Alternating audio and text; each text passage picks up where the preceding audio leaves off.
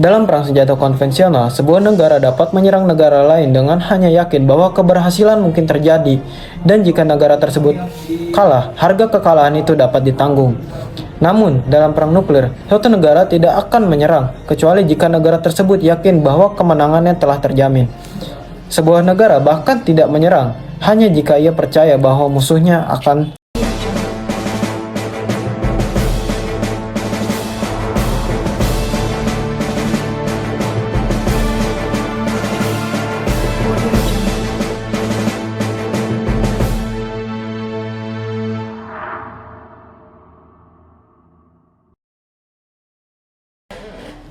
Halo teman-teman semua, di sini saya akan mereview bacaan The Origin of War in Neo-Realist Theory karya Kenneth Waltz.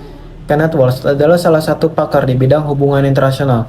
Kenneth Waltz adalah salah satu pendiri aliran neorealisme. Neorealisme lahir dari upaya untuk menyajikan penjelasan yang sistematis dan lebih ilmiah mengenai hubungan internasional. Pada dasarnya, Waltz berusaha memberikan penjelasan sistematis tentang apa yang menyebabkan peperangan antar negara. Berbeda dengan kelompok realis yang menyatakan bahwa sifat alami manusia yang egois dan memiliki hasrat untuk kekuasaan sebagai faktor utama yang menyebabkan konflik antar negara.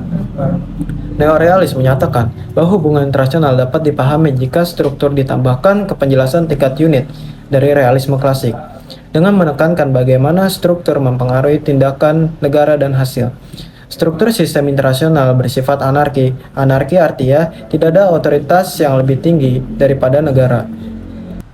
Kondisi ini menjadikan negara harus mengupayakan keamanan mereka sendiri dan survival sebagai tujuan utama suatu negara. Negara akan selalu skeptis dan tidak percaya negara lain, yang menimbulkan security dilemma, yaitu apabila sebuah negara meningkatkan kekuatan militernya, bahkan untuk pertahanan sendiri, dianggap oleh negara lain sebagai ancaman yang harus direspon. Kondisi ketidakpastian ini seringkali mendorong negara-negara untuk mengambil tindakan defensif dan mempersiapkan diri menghadapi potensi konflik untuk melindungi kepentingan dan keamanan mereka. Menurut neorealis, peperangan tidak hanya ada jika semua pihak bernafsu untuk berkuasa, namun juga perang akan terjadi jika semua negara berusaha memaksimalkan kekuatan untuk keamanan mereka sendiri. Neorealisme menekankan pada bagaimana struktur sistem internasional mempengaruhi tindakan dan hasil interaksi antar negara. Menurut neorealisme, hasil-hasil internasional tidak hanya disebabkan oleh faktor-faktor di tingkat unit atau negara, tetapi juga faktor di tingkat struktur. Dengan mempertimbangkan penyebab di kedua tingkatan ini, maka neorealisme dapat menjelaskan perubahan dan kesinambungan yang terjadi dalam sistem internasional. Dalam struktur sistem internasional yang anarki, perdamaian itu sementara. Oleh karena itu, penjagaan perdamaian harus diperhatikan semua negara. Dalam anarki, kurangnya perhatian atau kesalahan perhitungan berakibat fatal. Lalu, untuk menjaga perdamaian, sistem manakah yang lebih baik, multipolar atau bipolar? Dalam sistem multipolar, menghidupkan bentuk diplomasi aliansi yang dibuat oleh negara yang memiliki beberapa kepentingan yang sama. Namun, apabila blok aliansi yang bersaing seimbang, persaingan menjadi ketat. Aliansi tidak boleh membiarkan anggotanya yang lebih lemah membelot atau dikalahkan karena dapat beresiko kehancuran bagi aliansi tersebut. Begitu juga dengan adanya perpecahan di dalam aliansi.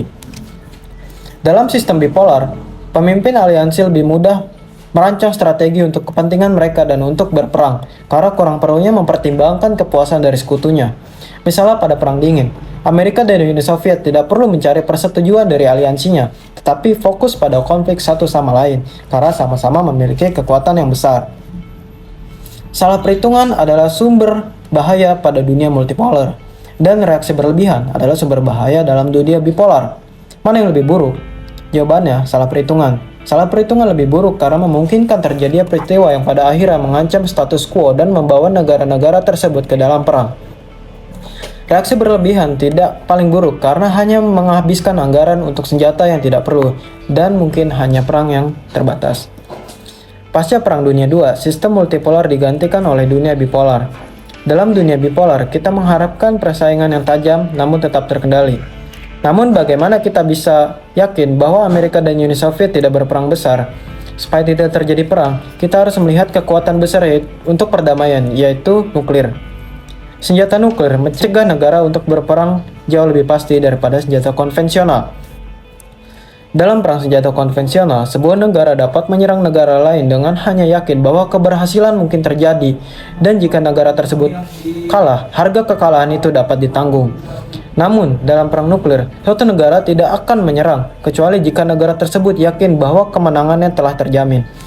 Sebuah negara bahkan tidak menyerang, hanya jika ia percaya bahwa musuhnya akan membalas. Karena jika pembalasan terjadi, negara akan mengalami kehancuran dan beresiko kehilangan semuanya. Senjata nuklir membuat akibat dari kemenangan menjadi terlalu mengerikan untuk dipikirkan. Dalam struktur internasional, negara-negara nuklir terus bersaing secara militer dengan negara untuk memastikan keamanannya sendiri. Jika negara hanya meningkatkan pertahanannya yang wajar terhadap kemungkinan penyerangan, akan meningkatkan peluang perdamaian dan mengurangi kemungkinan terjadinya perang. Meskipun kemungkinan perang tetap ada, kemungkinan perang yang melibatkan negara dengan kekuatan besar berkurang secara drastis dibanding berabad-abad sebelumnya. Karena ada perubahan dalam teknologi militer dan perubahan pada tingkat unit. Kemungkinan perang besar antara negara-negara yang memiliki nuklir mendekati nol.